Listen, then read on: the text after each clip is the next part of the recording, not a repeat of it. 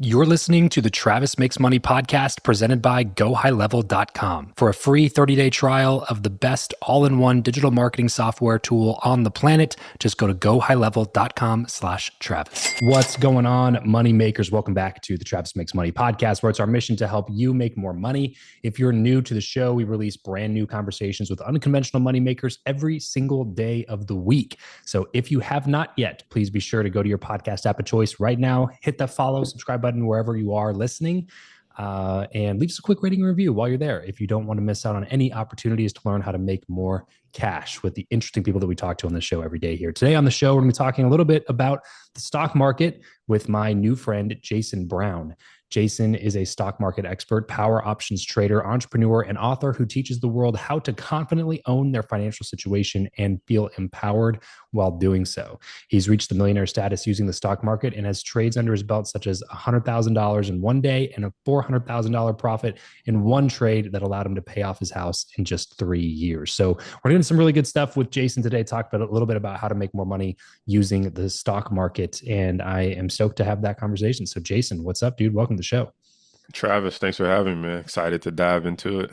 Yes, sir. So let's start with back in time question here, bro. Tell me how you made your first dollar ever, and then tell me how you made your most recent dollar. Gosh, that's a great question. How did I make my first dollar ever? It was probably working, well, no, even before working construction at my cousin's company. I think if I go all the way back, my first dollar, I would sell my candy in school, like the candy that I would get for my lunch. There you go. I'm like, if I don't eat this, kids are willing to pay a premium for it and I can make money. And I was like, I don't really need the candy. So I sold my candy for lunch. That's probably my earliest memory of making money back in school. And then Nice. how do I make money now? Yes, sir. I trade stocks and options for a living. And then I have an online stock market education company where we teach people how to trade stocks and options. We have a newsletter, text alerts. We do video analysis of our stocks and options that we're trading. We have a whole online trading platform for our members to communicate with each other. Can you give us, just define some terms here at the outset?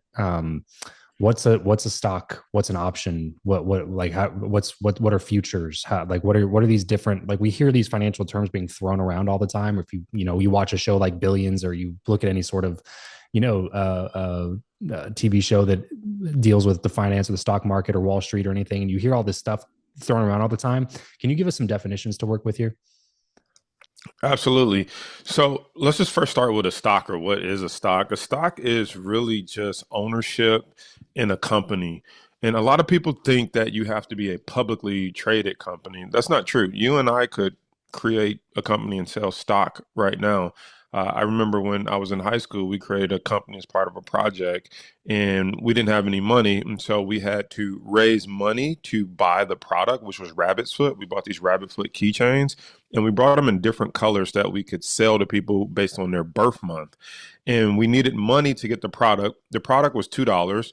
So we sold people stock. We said, hey, would you buy stock in our company for $2? Once people paid us $2, we had enough money. I mean, we raised like $200. So once we sold like 100 shares of stock, we took that $200 and we went and bought the rabbit feet. We then turned around and sold the rabbit feet keychains for $5. We paid our shareholders, which was really our friends and family, we paid them back $4. So we gave them $2 that they gave us, and we gave them two extra dollars, which was four. So they made 100% return on their money. And then we took the dollar that we had left and we had a pizza party. That was when I really realized the power of how companies raise money to fund their research, build their products, bring something in the market to life, and then they Yeah. can reward their shareholders, which is just the friends, the family, or the random strangers who logged onto the internet and bought that company's stock because they believed in what they were selling or what they were building. So that's the simplest version I can explain what a stock is. It's just Yeah. ownership that you hope that you get a return on, because obviously we could have not sold the rabbit feet, squandered the money, and Yeah. Yeah. maybe no one wanted the product, and then you just lost your $2. So So what about options, futures?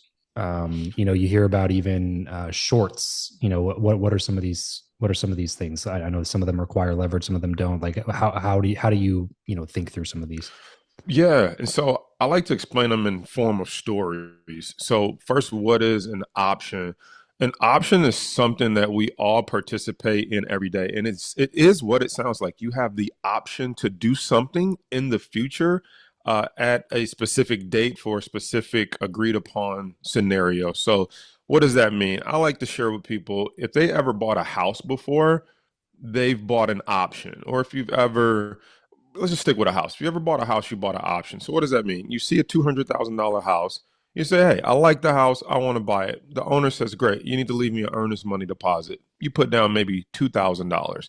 So you have $2,000 controlling this asset, a house, which is worth $200,000. And maybe for 30 days, he says you can get an inspection, you can get an appraisal. And so you go and get an inspection and appraisal, and in 30 days, you come back and find out the house is worth $250,000, right? So you have the option to buy the house at $200,000 within that 30 days, even though the price has now went up in value. That's the same thing with the stock market. You can buy an option on Tesla, Apple, Amazon, and you can say, I want 30 days to have the right to buy it at $100 a share or whatever the price you want to agree to buy it at. And you hope that it's worth more in that 30 days, 60 days, 90 days, whatever the time frame is. And come that time frame, you can exercise your stock option, meaning buy that stock, or you can not exercise it, which is when you hear most CEOs get their compensation in stock options, it's like Elon Musk takes over the company as CEO. They say, hey, you get to buy Tesla stock at $50 a share 10 years from now. Well, as he adds value, hopefully, to the company, and now the company goes up to $1,000 a share, then it's split, then it went up to 1,000 again, then it's split. Now it's at $300 or something, 200 a share.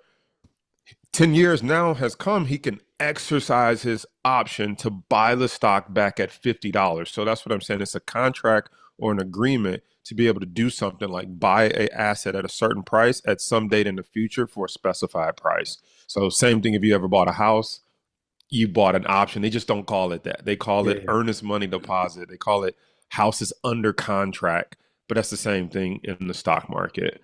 And then the other one I think you asked was that helpful? Did that make sense? No, very much so. I love taking things like that and likening it to something that most people have experience with or will have experience with, is buying a house.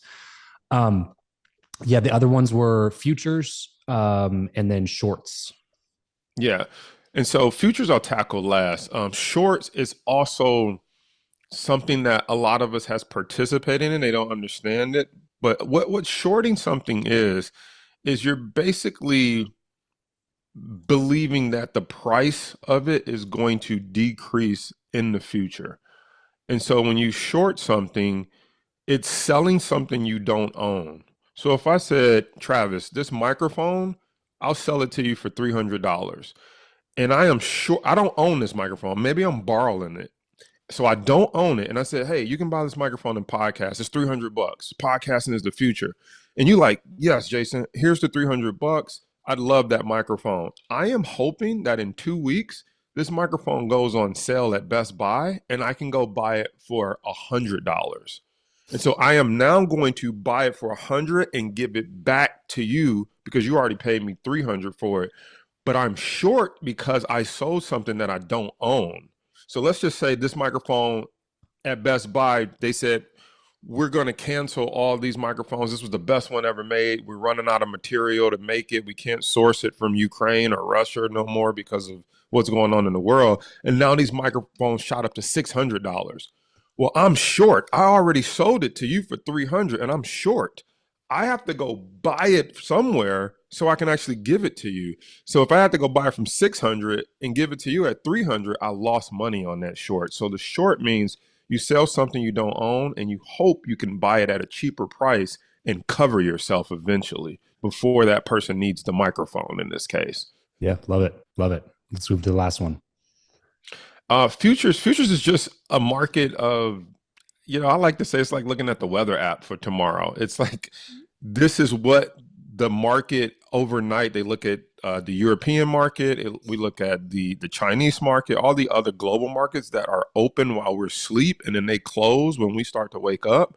And those are quote unquote the futures. And then there's pre-market movement. So it gives an indication of what the future of our market is going to open at 9:30 in the morning when it starts trading. And some people like to trade in those overseas markets or the futures market to try to bet, if you will, overnight if stocks are going to fall, if they're going to open higher or whatnot. So typically, if you're not trading in the futures, you're just using it as an indicator of where you think the stock market's going to open the next day. But you can actually, like anything, they find a way to make money off of it. So it's like, oh, maybe some people want to trade this or invest in it. So you can actually buy and trade the futures if you basically want to get a jump on what you think the market's going to do when it actually opens. So where do you spend the majority of your time amidst all of these different, options to choose from? Yeah, there's crypto, there's Forex or foreign exchange, there's commodities, there's futures. I keep it very, very simple. I don't always know how to analyze all those things, and you typically can't be an expert in all of them. I stick with just straight stocks and options, and primarily I trade options on S&P 500 stocks. Pick S&P 500 stocks because they're the top 500 companies, so that cuts down on the amount of research that I have to do. And then I typically like to use options because I can leverage a smaller account.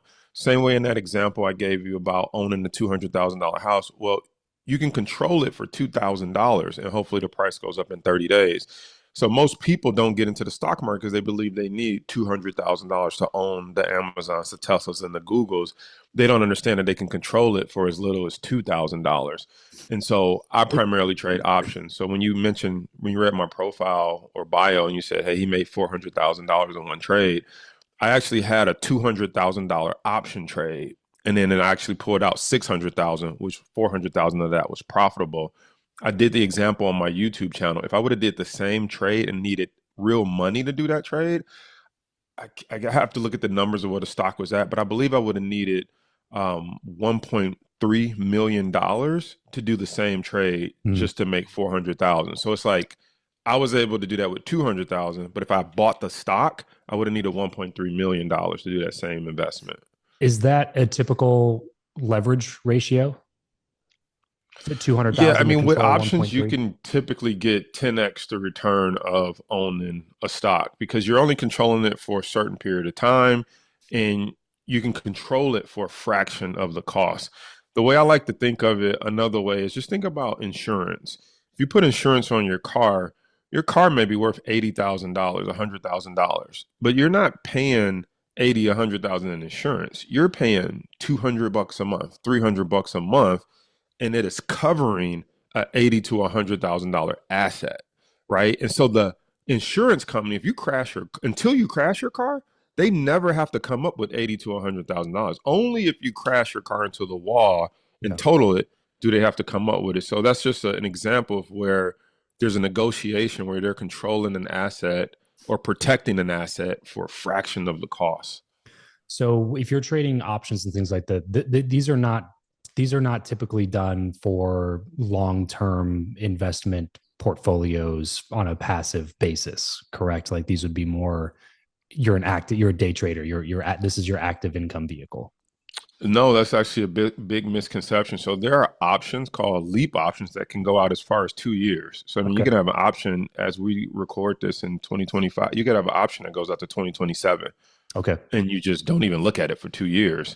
You can buy it's leap long-term equity asset position on Apple, Amazon, Google, all the companies, and then you can also buy options that are what they call zero DTE, 0 days to expiration. They expire today. Like there's Mhm. an option that expires at 4 o'clock today. That's typically what your day traders are going to use. So a lot of people hear options or they hear trading and they automatically think the only way to do it is day trading. Not true. You can have options that go out at least as far as 2 years. Past that, there's no real options that go out past 2 years. So when did you get started doing all this, Jason? What spurred you to go down this path? When I was 18, we grew up poor here in Detroit, Michigan, bars on the window. I was always thinking about how can we change our financial situation. I watched my mom work 2 jobs and we never really got ahead. And so when I was 18 and graduated, typically like, in our where I come, a neighborhood I grew up in, if you didn't go to jail, get killed, something like that, it was a celebration. You made it to 18 and went and graduated high school. So Mm. there was usually a graduation party where you got money, It was a big celebration. I took my $2,000 graduation money and I went to the bank. I'm like, I would hear about how people invested, and this was during the tech boom too. Like, oh, $2,000 would have made you $1 million on this stock if you would have let it sit for 4 years or 5 years or 10 years. And so I was like, why don't everybody just put $2,000 away and just let it sit and come back when they're 30, 40, 50 years old? I was like, I'm going to do it. I'm going to take my graduation money. Well, I came back at 21. I'm like, how am I doing? And my account was down to $700, and I literally like lost my breath because I was like, that's all the money I had. I'm not about to graduate again. And they lost $1,300 of my money. So I was sick about it. And I literally asked the lady, I said, like, I thought you come into professionals because they don't lose money. And she was like, I don't know what to tell you. Like, market goes up, goes down. And I said, well, I know what to tell you. Give me the rest of my money back. I could have lost my own money. So I spent $200 on some gym shoes, some Jordans to make me feel better. I said, if I lose the rest of this money, at least I got something to show for it. So then I have $500 left. I'm working for Sprint PCS. I'm making $8 an hour selling cell phones. And I worked on Saturdays. And after you take taxes out, I made $50 after an 8-hour shift. And I was like, if I can make $50, I wouldn't have to work a Saturday. So I bought Sprint stock at $5 a share and I had $500. So I bought 100 shares. Stock fell down to $4. I was like, oh man, this doesn't work. Maybe I'm not that smart. Sprint went back up to $5. I was like, yes, I just needed to go to 550, make my first $50. Stock fell back down to $4. I was like, the stock market's rigged. I'm like, that's why they asked for our social security number. They got my IP address. They won't let it go past 550. Stock went back up to 5 again. I said, I've seen this before. I got out at 5. Stock fell to 4. I got in at 4 and went up to 5. I got out. I made my first $100. That was the first time I learned how to read a stock chart. I didn't know I was reading a stock chart.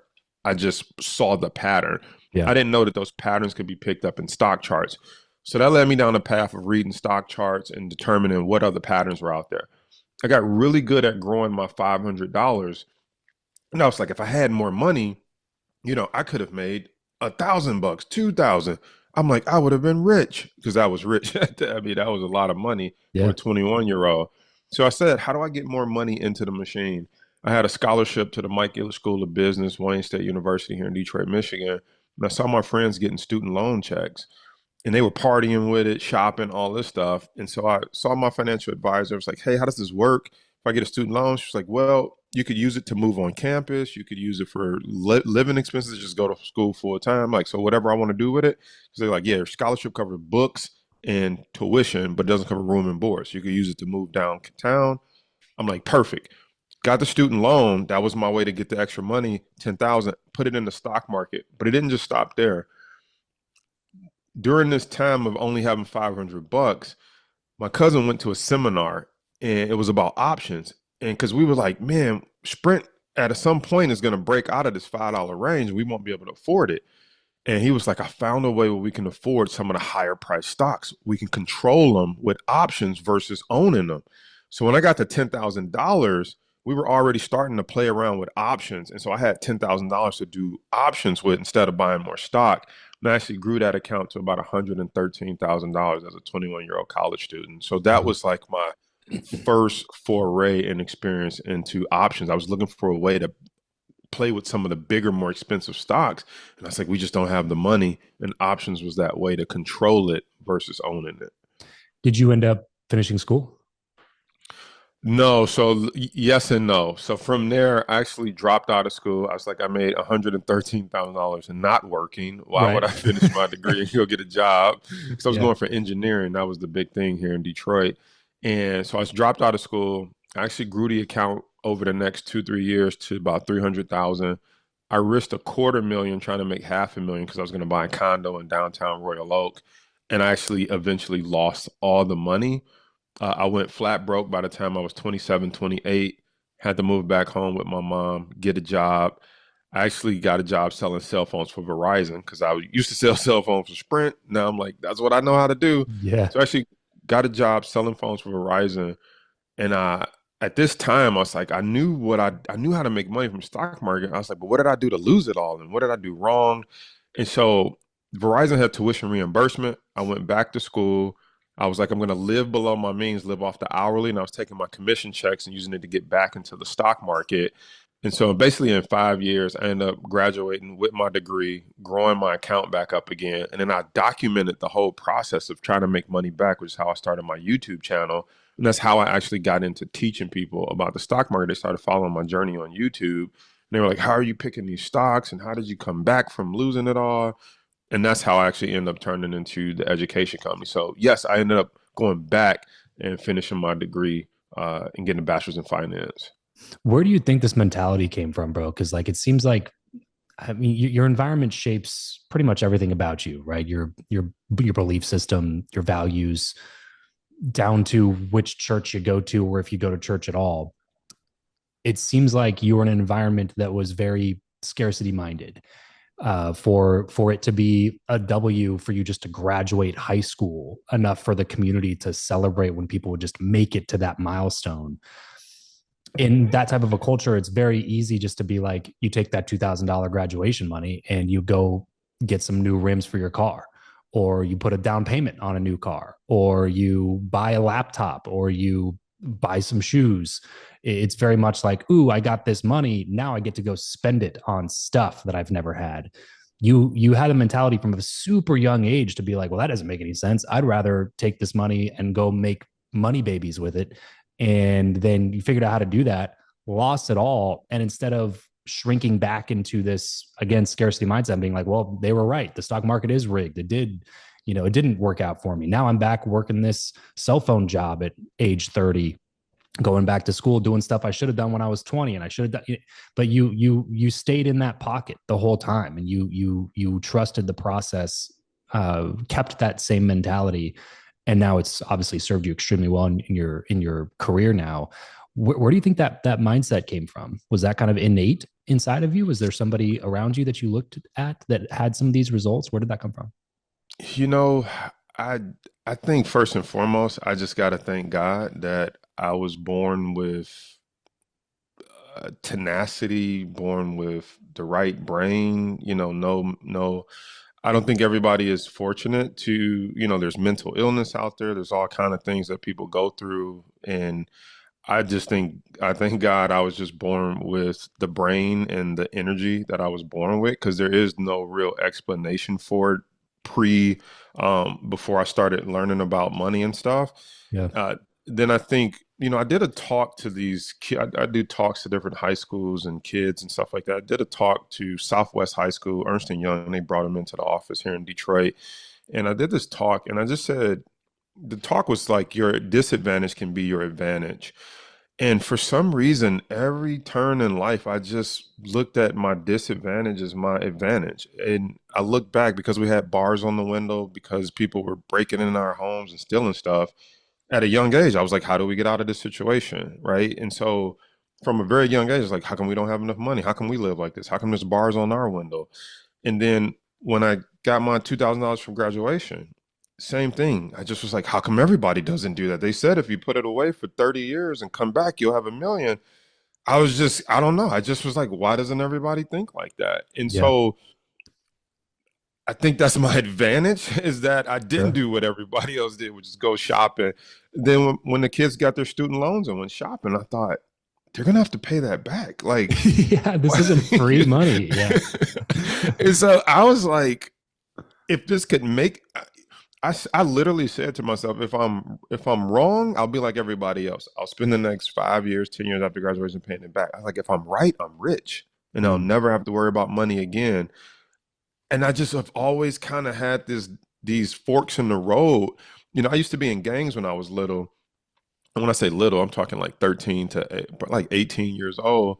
And I never forget, like in the hallways when the report cards come out, like all the gang members get together. It's like, what'd you get? I got 3 Fs, 2 Ds, 2 Cs. What'd you get? I got 4 Fs and 2 incompletes. I didn't even go to those 2 classes. It was like, Jay, what did you get? I was like, you don't want to know what I got on my report card. So I had like 3 As, 2 Bs, 1 C, because I said, I don't want to be doing this the rest of my life, like hanging mm, with y'all, selling drugs, gang. Like, it was not fun. So, like, I was like, if I don't get an education, I don't know how else I'm gonna get out of here. We ain't hitting the lottery. mm. My dad passed when I was 2. My mom ain't leaving me no money behind. So, like, how else are we gonna get out of here? So, I just always had this foresight and wanted to change my situation. So, when you say, where does that mindset come from? Just my disadvantage being my advantage. That's the only, and God just, making me see things that way versus poor me and, why us and we're victims. I just was like, how do we turn this around? Even with the stock market, I was like, they won't even see me coming, right? They won't even think this young black kid is investing in stocks. They'll probably think I'm selling drugs, whatever. Mhm. Great. Just leave me alone. Don't shut down my stock market account. Like I just always thought it was always my advantage, Yeah. what normally would be a disadvantage. It's insane. It's insane just what it's insane just the power of your ability to just view something a different way. And because like you said, there's people, man. I wrestle a lot with this, and it's a concept that I've thought through a lot, which is I heard, there's an expression out there that I love, and it's when you're born, you look like your circumstances. When you die, you look like your choices. Ooh, I And like that. and my question has always been, at what point does it switch? Right? Because like to a certain degree, we're all a quote unquote victim of our circumstance. None of us got to choose which parents we were born to or the socioeconomic status that we were gifted as children. We like none of us get to choose that. And so at like to a certain degree, to a certain age, at a certain point, it like you can look at a situation and be like, yeah, I mean, you got dealt a pretty crappy hand. But at what point are you going to continue? Like, how long can you continue just pointing at that and being like, see, that's the reason why I'm not successful. That's why my situation's messed up. That's why I have, student loan debt, credit card debt, terrible income. There's always more month at the end of the money. I can't get ahead. It's just because of this. And it's like, well, look, bro, like you're 43. You know what I mean? Like you can't keep pointing back to 13-year-old you at your circumstances and being like, why me? This is what happened. This is what the hand I was dealt. Like at some point, it's your responsibility to change the situation that you're in, regardless of whose fault it was that you were in the situation. And that's like the core common denominator of the successful people that I talk to on the show is that as at some point they just said, this is my responsibility. Even if it's not my fault, it is my responsibility. And I'm the only one that's going to come to save me. The church isn't going to come to save me. The government isn't going to come to save me. My parents aren't going to come to save me. Culture is not going to come to save me. The only person that can change my situation is me and the choices that I continue to make on a daily basis. And to your credit, you were one of those people that decided that very, very early on, and it could not have been easy with the peer pressure and social pressure to go down the myriad of different paths that were presented to you at that time. So congrats to you for being able to do that. And congrats to mom for instilling some good mindset, obviously a strong work ethic, and some of those things in you early on. From a parent perspective, because I'm a dad, I got two kids, and it's something I think about all the time. And I'm constantly just selfishly asking people when I see that they have done well in life, like what are some things that I can do as a dad? What are some things that parents out there can do to help their kids with this type of a mindset from the beginning? Yeah, well, thanks. And I want to share something about what you said before. You said at some point you're 43, you can't keep looking back and pointing to that issue when you were 12 or 10. And actually, they can. And that's Yeah, what keeps them stuck, though. that's true. At Yeah, some point, if you don't break from using that as an excuse, it will always be your excuse, yeah, always be your crutch. And anybody listening to this, I don't want to discount that you've been through something. I mean, yes, there are horrible things that happen to kids. I'm talking molestation, kidnapping, all kind of stuff that you wouldn't fathom. Parents selling them into sex trafficking. I mean, there is some horrific stuff. But some of those same boys, girls, women are the ones who grow up to create Mothers Against Drunk Driving. They grow up to create anti-traffic yeah, agencies. And yep, so there's always an opportunity to turn it into something positive if you choose to see it that way. And the ones who don't, I'm not blaming them, but unfortunately, they will never pull anything great out of it. They will never make lemons out of lemonade yeah, or lemonade out of lemons because they just didn't look for how they could turn their situation around.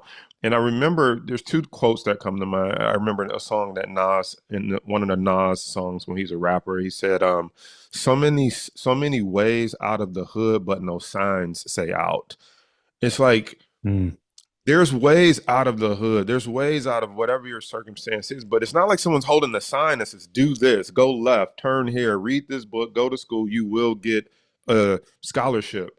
I didn't know I was going to get a scholarship, but because I knew education at some point was going to help me and I had good attendance at school, I ended up getting a scholarship. That scholarship helped me put me in a position for where when I needed that $10,000 student loan, I could even have it to use for the stock market. So I could not have forecasted that as a 16-year-old freshman going through, 15, 16-year-old freshman going through high school to senior year, that me going to school, doing good grades would end up putting me in a position to get the $10,000 student loan, put it in the stock market, grow it. So you just also got to kind of have faith as well. And then, yeah, and my mother, man, God bless her soul. She passed away last year, or actually almost going on 2 years now. Sorry to hear that, man. But yeah, thank you. Man, she was a big driving force as well. I mean, hell of a work ethic. I said if I could apply what she applied to working two jobs, but to the stock market, to business, we'll do something special someday. And so when you talk about your kids, I have a daughter. She's 6. My son is 4. Oh, we're I don't right have all about the the same answers then. because My son's about to turn 6 in May, and my daughter's 4. So yeah, okay, yeah, yeah, we kind of got the same age groups going on. One of the things I try to do is I think back on my childhood, what made a difference, and it was exposure, it was accountability, it was knowing that somebody cared. I'll never forget when my mom found like an ounce of weed under my bed, and she had called me and was like, "I need to talk to you when you get home." I was like, "I already know she found it." I'm like, yeah, "You just know?" I yeah, was like, "She found it." So I went home, got the bag of drugs, gave it to my friend. I told him I'm out. I'm like, I'm done. My mom, like, she didn't whoop me. She didn't hit me. She just cried and was like, I didn't raise you like this. And man, I get emotional just thinking about it. It was just to see the hurt in her eyes, and I was just like, I don't want to hurt my mom like that. And so when you think about yeah, kids, I mean, you just got to show somebody has to care about them. If they think yeah, nobody cares and they don't care about themselves, it's yeah, tough. Exposure. My cousin, who she would bring us around, who had his own construction company, that was the closest thing I was around to a manly man who was providing for his family legally. He got up every day at like 4 to 5 o'clock, was out the door to work by 6 with his construction crew. Like that was the closest to legal and respectable work. So I was like, man, I want to take care of my family like that someday. And so I try to expose my kids. Like if you look at some of my YouTube videos or TikToks, you read the one where you like, I made $100,000 in one day. I had my daughter come in here in the room before I pressed the sell button and I recorded it. I was like, we're about to make 100,000, and then like I screen recorded my screen and me holding her because just like I want her exposed to that. She was only like 2. yeah, I just wrote my book, 5 Year Millionaire. I had the kids at the book signing, right? It was a no kids event, but I wanted my kids there at the book signing. I was at NBC Universal doing California Live. We did the New York Stock Exchange. I brought my kids. It was expensive to fly the whole family out and stuff, but they have to be there. They yeah, have to get exposed to this stuff at a young age. And when you look at some of the people who are uber successful, some of the billionaires and different people, a lot of them had fathers or mothers who were business people, lawyers, judges, and their kids got exposed to business, money, politics at a young age. And so I really think that exposure is really key. No different than if a young kid is exposed to drugs, sex, violence, that also has an effect on them yeah, at a young yeah, age. So I really think that positive exposure is super key. Start exposing them to a checking account. Start giving them $5 and open a checking account, have them write a paper check and do a debit and a credit and show how to, like, people think, oh, they too young. It's like, these kids are smarter, quicker, faster than you think. Start exposing them now. yeah, yeah. One thing that Ed Milet says a lot, especially last time I had him on the show, he talked about in every family in every family it only takes one. only takes one person to break the cycle and set up the rest of the generations to be successful in this way. And it sounds like in your family, you were that one to step into that gap and be like, you know what, there's a different path. And I'm not 100% sure how it's going to come together. And I'm not 100% sure if it's going to work out completely. But it seems like it's probably worth the effort to figure it out. And then you can set your kids up in a way that you were not able to be set up. And that's like, to me, like the goal, right? Is just like, you don't have to become a billionaire. You just want to set your kids up to have a better shot at it than you did. Just like your parents set you up to have a better shot at it than they did. Just like their parents set them up to have a better shot at it than they did, and if we can keep doing that, I think that's probably a pretty worthy goal. So congrats to you for being that one in your family, Jason. Thank you for taking the time to do this. Always makes me emotional thinking about my kids, and then thinking about, parents and what it takes, what it really takes to pull yourself out of struggle. And it's no joke, man. It's not for the weak. And that's why a lot of people choose the other path, I think, because it's just easier. It's easier to just do all the things that everybody around you is doing. It's easier just to keep up with the Joneses, buy the new sneakers, and use the money for the car. It's easier to point at your circumstances and blame everybody else for your lack of success. It's just easier, and it feels better than it does to take full responsibility and be like, you know what, I'm in the situation that I'm in right now because of my continued choices that I make every single day. That's just a crappy feeling if you're not in good circumstances, to take ultimate responsibility and be like, I'm here because I placed myself here instead of I'm here because everybody else placed me here. That's not a good feeling. And if you can be the person that can get comfortable with that feeling and then get comfortable with the discomfort of change, then I think you can set yourself up and your family up to live a more abundant life overall. So, Jason, what was the name of that book one more time, and where people go to get it? The book is called 5-Year Millionaire, and they can get it on Amazon. They can get it on Barnes and Noble. They can get it on Walmart, pretty much everywhere books are sold. So it's 5-Year Millionaire. It actually talks about the journey of making it, losing it all, making it back, the principles I learned about the stock market along the way. And then it's a roadmap to how anyone can start their 5-Year Millionaire journey. The 5-Year Millionaire. Please go pick up a copy of this book. As I say on the show all the time, the only thing that you should have an unlimited budget for is books, because people like Jason have taken decades of their life experience and poured it into just a couple hundred pages that you can consume in a matter of a week and be that much smarter afterwards. So why not drop the $20, $30, whatever it is, to get the book. So the 5-Year Millionaire, go check that out. Go check out Jason's YouTube channel, some of the stuff that he's putting out. I know that he's just doing a fantastic job with the education on the stock market side of things. Jason, thanks so much for doing this. Everybody else listening, tune in. Remember, money will only solve your money problems, but it's a little bit easier to solve the rest of your problems if you got some money in the bank. So let's solve that problem first here on the Travis Makes Money podcast. Thanks for tuning in. We'll catch you guys next time. Peace out.